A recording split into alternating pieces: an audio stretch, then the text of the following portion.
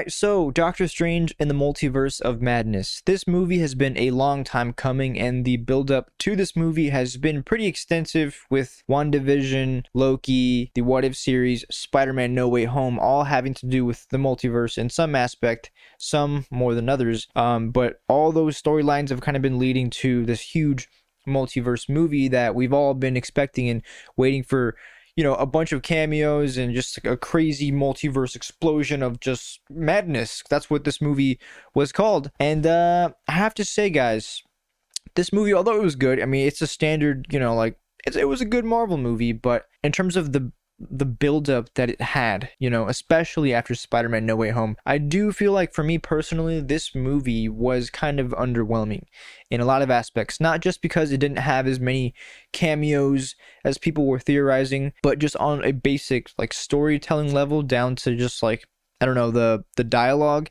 Even that stuff was kind of just, there were a few little wonky parts, I'll say. Again, I did enjoy it. I had a fun time watching it. There are some pretty amazing scenes in there that, as a fan, we're just like, this is actually happening right in front of me.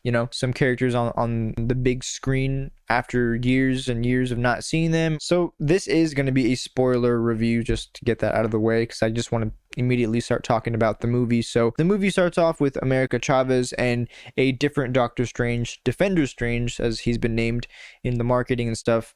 They're being chased by this big giant squid monster, and Doctor Strange, in order to try to kill the monster, attempts to take America Chavez's powers in order to kill the thing for the greater good. And that's kind of been a thing with Strange. Like, he'll do anything to protect the universe, anything. And that's kind of the main theme with Strange in this movie, questioning his morals and how far is he willing to go to save the world, and maybe there are other options other than what he sees in front of him as the only way. The big action sequence we see in New York with the squid, following America Chavez to the MCU, and we see Strange and Wong fighting the big squid thing. I don't know what its name. I know it's actually a comic book monster, but I'm not that into it. I feel like that whole sequence was a bit longer than it needed to be. I feel like that whole fight sequence made Wong and Strange look a little silly. They seemed like they were struggling to beat this big monster, but they've fought way smarter, way more dangerous enemies before. It seemed odd that they were struggling so hard and that battle went on for so long and that they barely made it out. They really could have easily just done a quick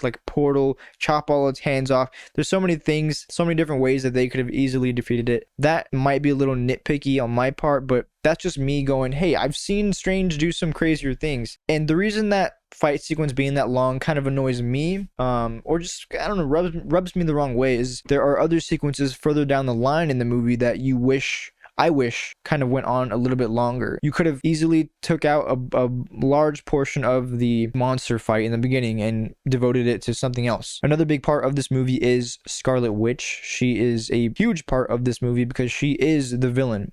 Initially, I wasn't sure if they were going to make her kind of she's the villain for 3/4 of this movie, and then at the end there's a bigger threat. But no, she is the threat throughout the whole movie. She's the one that gets the ball rolling, trying to kill or take America Chavez's powers so that she can traverse the multiverse to go find a universe where her kids are alive. I like that they were able to bring in a TV show storyline from WandaVision and bring that into, the big screen and continue Wanda's story, but I feel like they didn't give that storyline the time that it needed. I think Wanda's whole issue there could have really benefited from, I don't know, another TV series or something, because she is kind of just this villain in this movie, and at the end she redeems herself kind of by going, okay, I shouldn't be the bad guy anymore, after she sees a different multiverse version of herself that puts her hand on her cheek, and then she's like, it's okay, your kids will be loved in this universe. And they just flipped her so quickly, oh, okay, I'm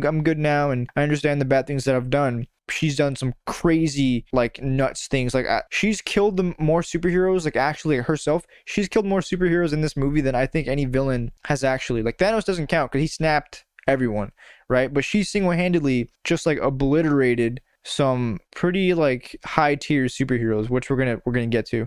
But yeah, and not having Vision in that storyline with Wanda, because that's they have a intertwined story, and to not have Vision anywhere near that is kind of a missed opportunity for me, because at the end of this movie it seems like she does get killed. She sacrifices herself to destroy the book of evilness or something. I don't remember what it was called. There's no Vision in this movie, and I feel like that's kind of a strange choice because he was a big part of her story, and there is a white Vision, like that new Vision that they introduced at the end of WandaVision out there. So it's interesting to see, like, okay, are they gonna actually bring her back? Because they could have easily went the zombie Strange that was there next to her. You could have like put like a portal around her or something, or he could have easily saved her, seeing that she was sacrificing herself and giving her a second chance. That could easily happen, and we can still see Scarlet Witch down the road, because they don't show her getting squashed the way we see Maria Rambeau getting squashed. And that is a segue into the Illuminati. That whole sequence, Universe 838, or at least that's what that universe has named their universe. Probably my favorite part of the movie, because I mean that's the reason a lot of people were there, to see all these new characters from the multiverse,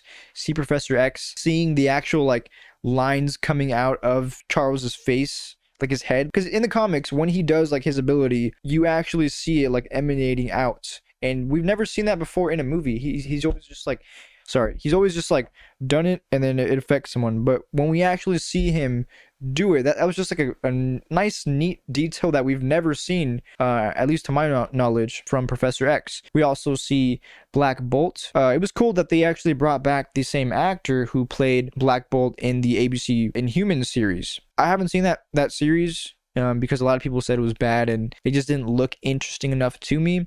But from what I understand, like, they didn't treat the Inhumans characters correctly, or they just didn't. Just by looking at it, none of them are wearing like actual like costumes from the comics. Even Black Bolt, where you would think they would put him in like a pretty cool costume, they didn't in that show. So they gave the actor a second chance to play a more faithful adaptation of Black Bolt, giving him just like the straight up suit from the comics. That was really cool, and we actually get to see him use his powers. We have the multiverse version of Captain Marvel, played by Maria Rambeau, who is Monica Rambeau's mother. That was kind of cool. So it's interesting, like, what happened with Carol Danvers in that universe. Again, just like having these small little tweaks can make your imagination go wild, because clearly things went very differently in this universe, especially having Reed Richards in this universe, which was super cool. I knew like he might be in this movie because from the trailers there was like a little silhouette of like a skinny, like, long guy, but I wasn't sure what iteration they were going to bring back. Were they going to bring back the one from the early 2000s Fantastic Four? Were they going to bring back freaking Miles Teller from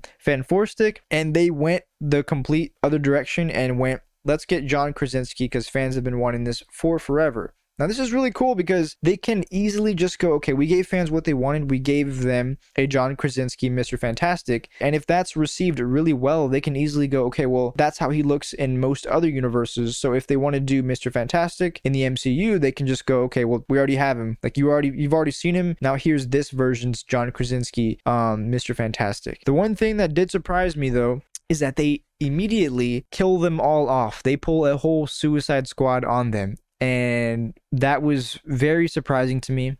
Wait, before we get to that, I want to talk about how we see them having to kill their universe's Doctor Strange because he accidentally annihilated another universe. And that was just, it's a big no-no to kill a whole universe. And we see them all on Titan with a dead Thanos. I didn't see the dead Thanos until my girlfriend, like, she told me, like, yeah, there was actually a Thanos just, like, lying there on the floor dead. So they defeated him. And that was, like, such a mind-blowing thing to see. And just seeing a completely different lineup from, like, what we're used to, that set of heroes on Titan was just super cool to see. And that's kind of what I was expecting a lot of in this movie. Just a lot of, like, you've seen this in the normal MCU, but now we're gonna flip it. And then they go ahead and kill each of them one by one. And I have mixed feelings about this scene. Wanda, obviously, she's the one that storms into that facility. They all stand up to her. They all come up to her, and Mr. Fantastic's like, please, Wanda, Black Bolt here can kill you in a nanosecond if he wanted to.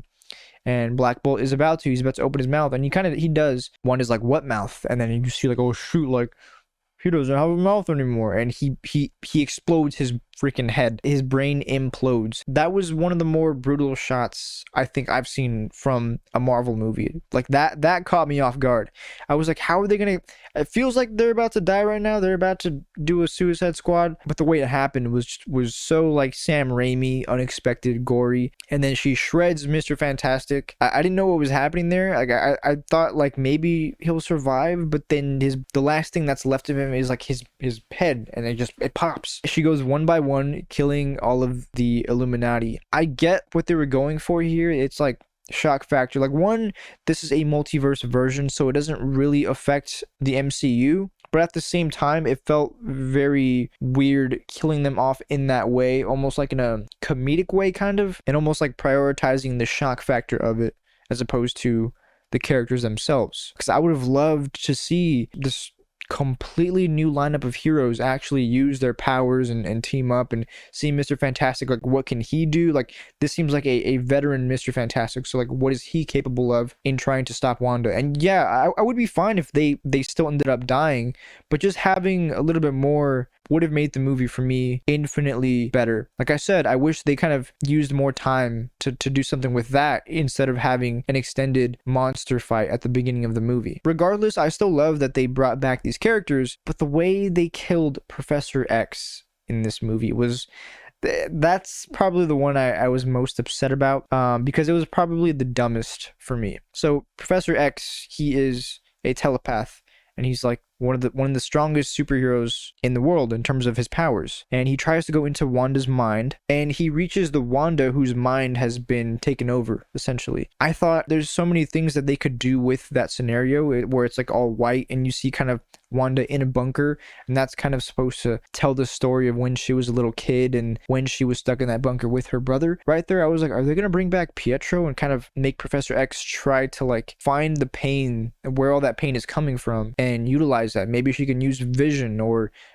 Quicksilver and try to reason with her and slowly break down. Even if she still doesn't change, he can slowly break down those walls, and that just didn't happen. It was, again, more for the shock factor, where the red smoke is coming in and Wanda's too powerful, and jump scare, and she breaks his neck in the mind realm. But then in reality, it cuts back and like, yeah, she kills him. He just falls over, and it's like, so you brought back Professor X, who everyone you knew everyone would love, and then you snap his neck.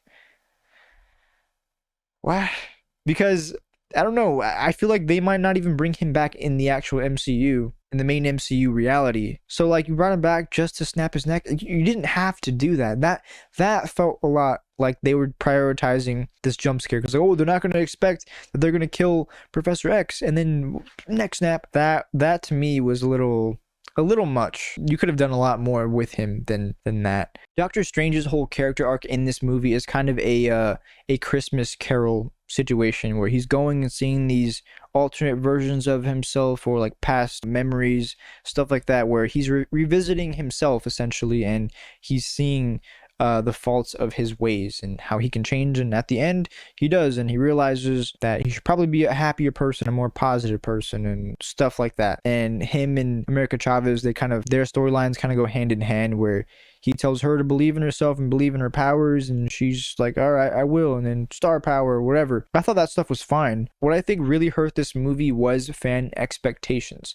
I haven't seen anything online. I haven't really been looking at like if people are mad or upset or wish things could have been differently, but just for me as a fan, especially after seeing Spider-Man No Way Home, it felt like Marvel knew exactly what fans wanted, and they gave it to them. And they shouldn't always do that, because then nothing ever comes as a surprise if people are demanding a thing and they always give it to them. Regardless of that, I feel like this movie just felt very safe, and that's not what I was expecting, especially from Sam Raimi. Like, yeah, there's like gory stuff and it's a lot more scary. There's a lot of horror elements, which, you know, those sequences were fun. I don't know, the multiverse aspect of this movie was kind of underwhelming, and that's kind of what it was marketed on. And there's one scene in particular which got me super excited, because they name dropped Spider-Man. Strange and America Chavez, they had a whole conversation about Spider-Man. And in my mind, I'm thinking, okay, so they're talking about Spider-Man right here in the beginning of this movie, in a movie directed by Sam Raimi, who has directed 3 Spider-Man movies before. Everyone's expecting Spider-Man to make some type of cameo in this movie. And in my mind, I'm like, clearly Sony owns the movie rights to Spider-Man. So Marvel had to get the rights to say Spider-Man in this movie, correct? Correct me if I'm wrong in the comments, but that's what it seemed like to me. Because I was like, if they even name drop Spider-Man, they need to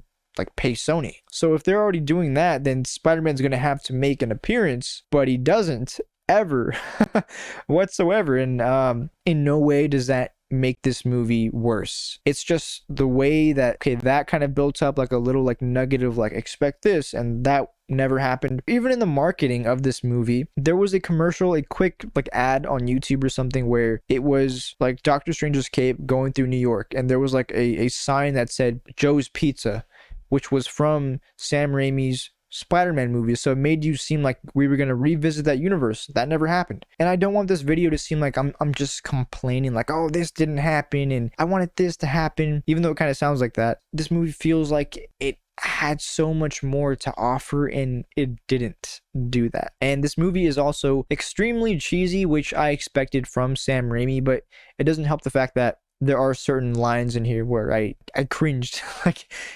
during the movie, I actually cringed my pants because there's a part at the end where America Chavez, she gets her powers, she's in control now. She's like, and then Scarlet Witch is like, and that, I mean, come on, man, like that was very it's not good dialogue. The whole memory sequence where like they're in universe 838 and there's like a little pad where they step on it and they can see their memories, that felt very forced. Like they needed to get some character development out of the way, so they're like, okay, Doctor Strange, you step on this, we see some of your memories, so now America Chavez, she has a better understanding of you.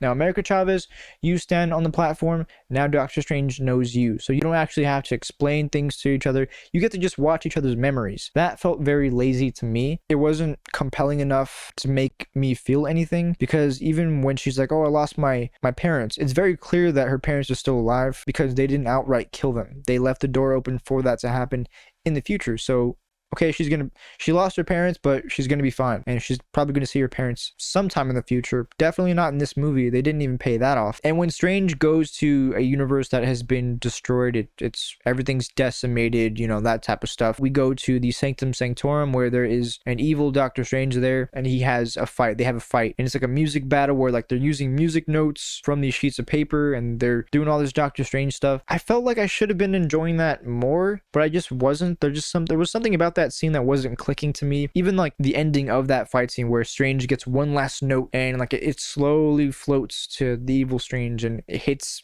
the center of their force dyad or whatever, and it explodes. That just, I don't know, it felt very, there was just something about that scene that wasn't as exciting to me. I don't know, that was just me. I think I definitely enjoyed this movie a lot more than Doctor Strange 1. The whole multiversal elements definitely made this movie a lot more enjoyable. This movie was a multiverse of madness, definitely. Not goodness, but madness. There's a lot of things that kind of just like, you snap Professor X's neck, you sons of bitches. I love you, Sam Raimi, though. You're awesome.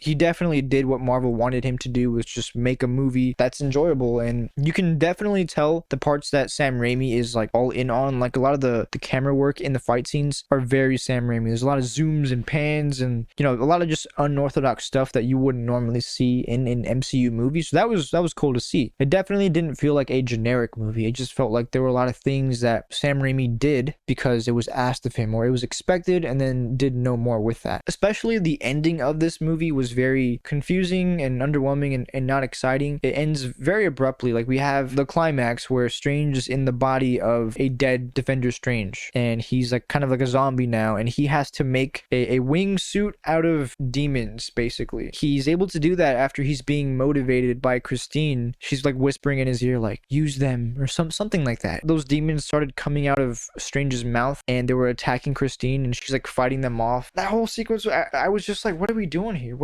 What's happening here? I don't care about this. And then yeah, he uses the demon wings to like the flap to Wanda, and I was like, that's cheesy. That's funny, I guess. You know.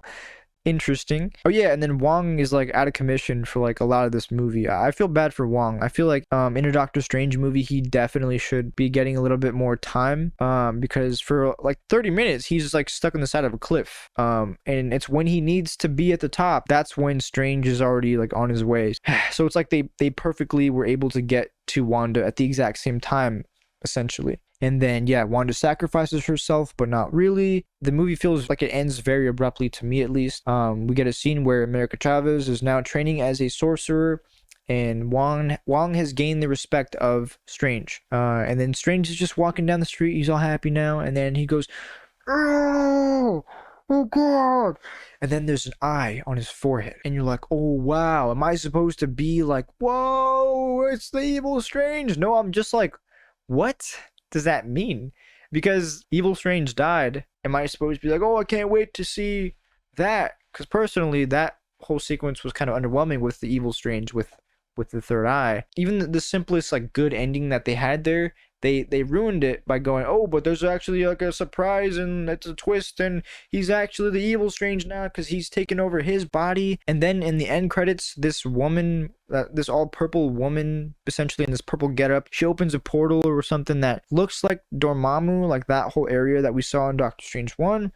She's like, oh, I have plans or something for you, Strange. And then he's like, yeah, I'm ready, I'm Evil Strange actually. And he goes in there and it's just like, I just didn't feel anything that whole sequence. Again, shock factor versus, character. So this movie for me was definitely underwhelming, and I didn't even expect too much of it. I wasn't all in on it the way I was with Spider-Man No Way Home, where I was like, oh my god, this needs to happen and this needs to happen, or I'm gonna freaking explode. It was just like, I just want it to be a good movie. I don't expect Deadpool to make a cameo, but what we got was just an okay movie, really, in my opinion. If you loved it, dude, 100%, like, that's your thing. But for me, I just thought it was okay. And one of the main things that really concerns me is like the rewatchability of this movie, because okay, there's a lot of shock stuff going on, but after you've seen this movie, you know what those surprises are. So if you go watch it again, that shock factor is gone, and now you're just left with like, okay, they're about to chop Peggy Carter in half. They're gonna chop her in half. They're gonna squash Captain Marvel. They're gonna shred up Mr. Fantastic and make his little head explode, and they snap Professor X's neck.